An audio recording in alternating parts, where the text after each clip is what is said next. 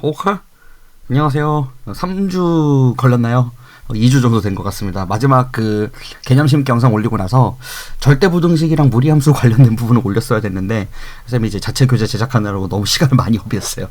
그래서 개념 심기 영상 더 필요하면 나중에 올리도록 하겠는데, 일단은 이제 개념을 심어놨으면 이제 알맹이를 적출을 해야 되잖아요. 그래서 이제 알맹이를 꺼내는 시간 가져보도록 하겠습니다. 앞으로 이제 문제 해설 영상 많이 올라갈 것 같고요. 많다면은 최대 한 100개까지 정도 가능할지 한번 지켜보도록 하겠습니다. 하루에 많이 올라갔던 5개씩도 올라갔었으니까. 자, 한번 해보도록 할게요. 일단 이제 206번 문제인데, 학생들이 많이 질문하는 형태의 코시-슈바르츠 부등식이고, 사망 이상 코시-슈바르츠 부등식의 일부 내용이라고 보시면 되겠습니다. 문제를 한번 읽어보세요. 상황을 보면 지금 원이 3개가 있는데 서로 접하고 있고, O1부터 O3까지의 간격의 크기가 6cm 넘네요. 6이라고 하고 있어요.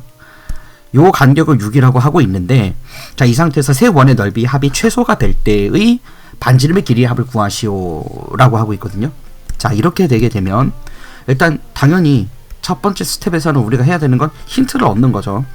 그래서 각각의 반지름을 어쨌든 넓이 공식을 써야 되다 보니까 R1, R2, R3라고 한번 지정을 해볼게요. 자, 그러면 R1과 R2는 지금 2개가 들어갔으니까 2배를 해줘야 되거든요. 그죠? 그래서 2배를 해주시고 R3, 이 합계가 6이라는 힌트를 가지고 출발합니다.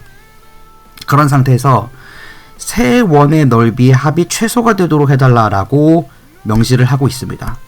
그래서 그것 때문에 파이에다가 R1 제곱, R2의 제곱, R3의 제곱은 최소가 돼야 돼요. 반드시 최소가 되는 게 목표라고 보고 있습니다.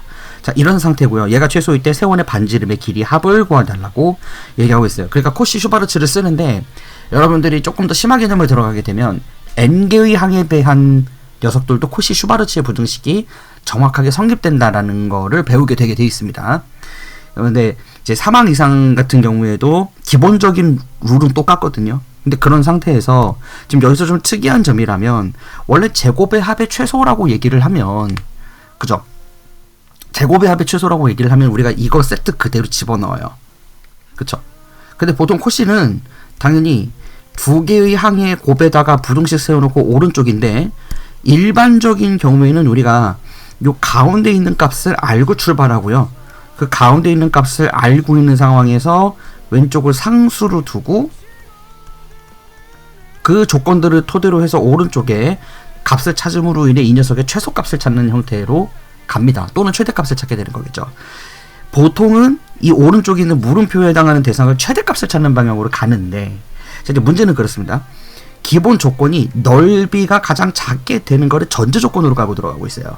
그러니까 어쨌든 간에 우리가 구해야 되는 대상은 지금 세 반지름의 합에 있는데, 그러니까 R1 더하기 R2 더하기 R3가 얼마나 될 것이냐 라고 하는 걸 물어보지만, 그거에 대해서 넓이가 최소가 되는 지점을 찾고자 하고 있어요. 자, 그런 상태에서 넓이 한쪽에는 개수가 2인 걸로 주어져 있습니다. 자, 이렇게 꼬여있는 상황인 거죠. 원래 코시-슈바르츠 부등식을 쓰려면 개수항 부분을 갖다가 우리가 이제 값으로 매겨놓고 상수항 부분으로 몰 건 다 몰아놓고 구해야 되는 대상의 문자를 통일성을 갖춤으로 인해서 코시-슈바르츠를 쓰게 되어 있어요. 그래서 이제 그런 형태의 유도식을 가지고서 한번 접근해보고자 하는 겁니다. 자, 그러면 한번 생각을 해보도록 할게요. 일단 우리가 가지고 있는 형태에서는 R1하고 R2의 2배, 그리고 R3 합한 게 6이라고 나와 있거든요. 그러면 생각을 해볼 것이, 일단은 요 넓이가 최소가 되는 거가 언제인지 한번 볼 필요도 있을 것 같긴 해요. 자, 그래서 두 번째로 넘어가서요. 일단은 R1제곱, R2제곱, R3제곱이 최소가 되는 것 하고, 이 우리가 처음에 가지고 있는 정보를 어떻게 활용할 것인가, 이걸 생각해 보도록 하겠습니다. 결국에는 R1과 R2와 R3의 값을 구해달라라고 했으니, 부등식의 어느 구간인가는 이 반지름의 세 개의 합이 통일돼서 들어가야 되는 건 맞죠? 그렇겠죠. 그래서 생각을 했을 땐 R1 더하기 R2 더하기 R3 이거의 제곱하고 여기에다가 R1의 제곱, R2의 제곱, R3의 제곱 그리고 여기에 플러스 3이 들어오겠죠. 왜 여기를 개수를 1, 1, 1로 모으면 되니까. 그쵸. 자, 이렇게 돼 있으면 결론적으로 우리가 이제 결론으로 구해야 되는 값에 대해서 먼저 식을 세워본 거예요. 그랬더니 R1, R2, R3 구해야 되는 값 우변에 있고 R1 제곱, R2 제곱, R3 제곱이 들어오긴 왔습니다. 그리고 여기 앞에 사실 원래 파이가 붙는 거죠. 그쵸? 근데 어차피 뭐 파이가 붙는 거는 크게 상관은 없는 것이 그 넓이에 대한 파이 값은 또 따로 세우면 되는 거니까.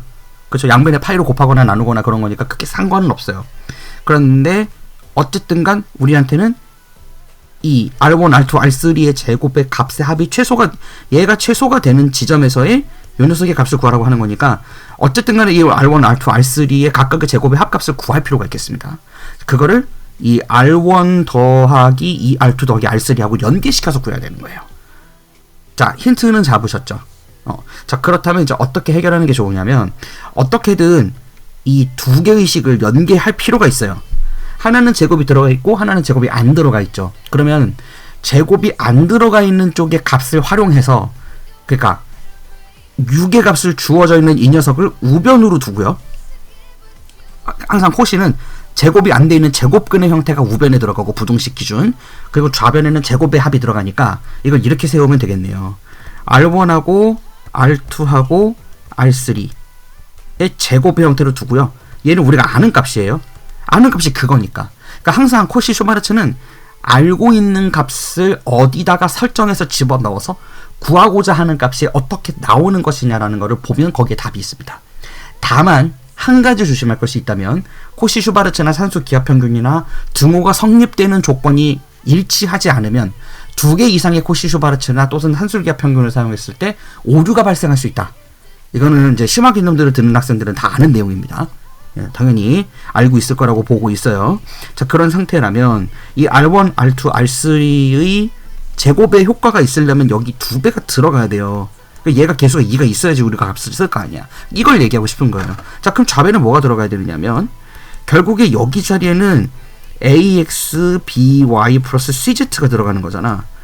그런데 지금 b 값이 2로 주어져 있으니까 좌변에 들어갈 때는요. 그리고 어쨌든 우리가 원하는 거는 이 값의 최소값이 여기 플러그인 되는 거죠. 아래쪽에. 그래야 R1, R2, R3의 제곱, R1, R2, R3의 합의 제곱을 구할 거 아니에요. 그걸 통해서 값을 구해야 되니까. 그래서 여기에는 마찬가지로 R1 제곱, R2 제곱, R3 제곱이 들어갑니다. 자, 그런 상태에서요. 여기 좌변에 아까 여기 2가 들어가 있었죠? 그것 때문에 여기 뭐가 들어가느냐면 1제곱 더하기 2제곱 더하기 1제곱이 들어가게 되어 있어요. 그래서 여기 6이 들어갈 것이고 여기에 우리가 원하는 값이 있습니다. 자, 근데 그 파이 값이 최소가 되게 되어 있기 때문에 양변에 파이를 곱하는 게 맞을 것 같아요. 자, 해볼게요. 그러면 결론적으로는 요 마지막 단계에서 우리가 얻을 수 있는 게 뭐냐면 R1제곱 더하기 R2제곱 더하기 R3제곱은 최소값으로 우리가 얻어야 되는 건데 지금 구현된 코시 슈바르츠 값 자체가 애초에 네 이렇게 최소값을 요구하는 방향으로 가고 있어요. 자, 그래서 6에다가 곱하기 최소 요구값, 최소값을 얻어내야 되는 거죠. R1제곱, R2제곱, R3제곱. 거기다가 파이까지 곱해놓고요. 그럼 이게 최소값을 원하는 대상이고, 거기다 양변에 파이를 곱하기로 했으니까 그대로 두고, R1, 2R2, R3의 합은 6이니까요. 여기가 36으로 나오겠군요. 그럼 양변을 나눠버리면 얘가 6파이라는 걸 알 수가 있어요. 됐죠? 자, 그러면 이제 파이 약분 해버리겠습니다. 특별하게 의미 없으니까. 자, 그러면 R1, R2, R3의 제곱의 합의 최소값은 6이라는 걸 얻어냈어요.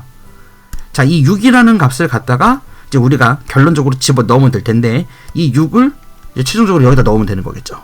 그럼 여기 6이 들어갈 거고 좌변에 18 나오는 거 보이죠?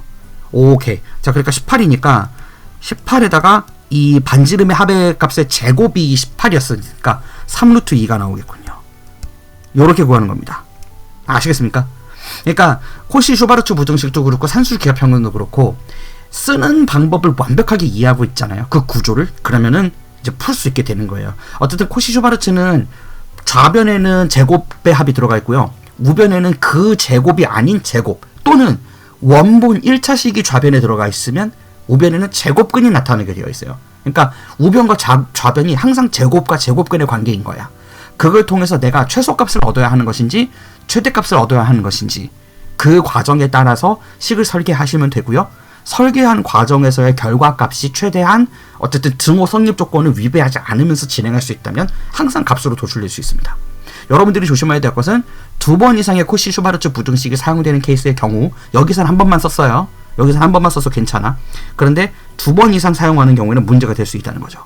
여기도 한 번만 썼다고는 못하는군요. 왜냐면 여기에서 코시-슈바르츠를 이미 한번 썼어요. 여기서. 그죠? 밑에 것을 한번 썼고 그걸 위에다 적용을 하고 있는 거야. 다행인 것이라면 R1, R2, R3의 개수를 다 1로 봤기 때문에 여기서 별로 데미지가 없는 겁니다. 네, 근데 이게 같은 공식이 아닌 경우에는 문제가 될 수 있는 거겠죠. 그걸 조심하시면 되겠어요. 오케이, 수고하셨고 다음 회차 영상에서 다른 문제로 또 만나뵙도록 하겠습니다. 수고하셨어요.